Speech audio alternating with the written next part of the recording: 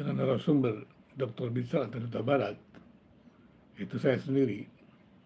Nah, kali ini saya akan mencoba untuk menjelaskan mengenai pembelajaran agama yang bermakna.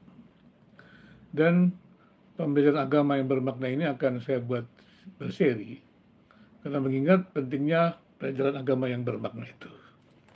Karena hari-hari ini kita menghadapi pertanyaan besar, karena konflik tentang agama atau konflik agama itu, ataupun disebut juga konflik bernuansa agama itu cukup tinggi di Indonesia. Meskipun hingga hari ini saya tidak percaya ada yang namanya konflik agama. Dan kemudian juga konflik bernuansa agama. Mengapa saya tidak percaya dengan konflik agama? Karena kalau agama pada satu sisi itu menghadirkan ikatan damai sejahtera, ikatan kerukunan, dan kemudian pada sisi lain ataupun pada tempat lain menghasilkan, dikatakan ada persoalan yang membawa-bawa dalam agama, maka kita tidak bisa mengeneralisasi bahwa agama itu sumber konflik begitu. Tapi kalau kita mengatakan agama itu adalah pembawa damai, ikatan damai sejahtera, tentu saja bisa.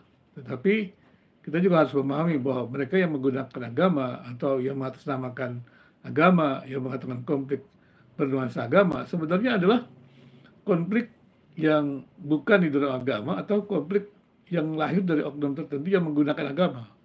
Bukan konflik agama dan bukan konflik yang bernuansa agama. Tapi dia tindakan kriminal, kekerasan gitu, yang dilakukan oleh siapapun juga, oknum gitu. Karena kalau ada oknum yang menggunakan, konflik ini karena agama, sebenarnya dia sedang memainkan agama. Atau juga dia sebenarnya sedang menyatakan bahwa ya dia tidak memuliakan agama.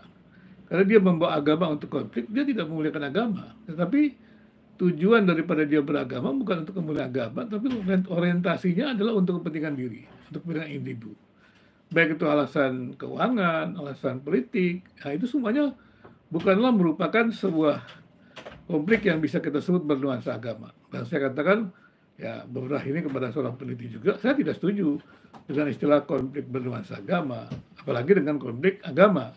Tadi saya sudah jelaskan, jikalau pada suatu tempat agama itu bisa membawa damai, kemudian di tempat lain agama dikatakan menjadi sumber konflik, pertanyaannya adalah bagaimana mengeneralisasinya? Itu kan tidak bisa digeneralisasikan. Berarti belum ada jawaban. Maka jawaban saya adalah tidak ada konflik agama. Tidak ada konflik bernuansa agama. Yang adalah ya tindakan kriminal yang harusnya dihukum. Seperti itu.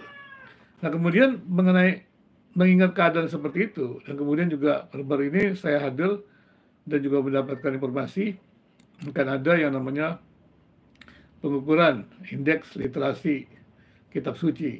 Dan indeks literasi kitab suci ini adalah kitab suci agama-agama. Dan kemudian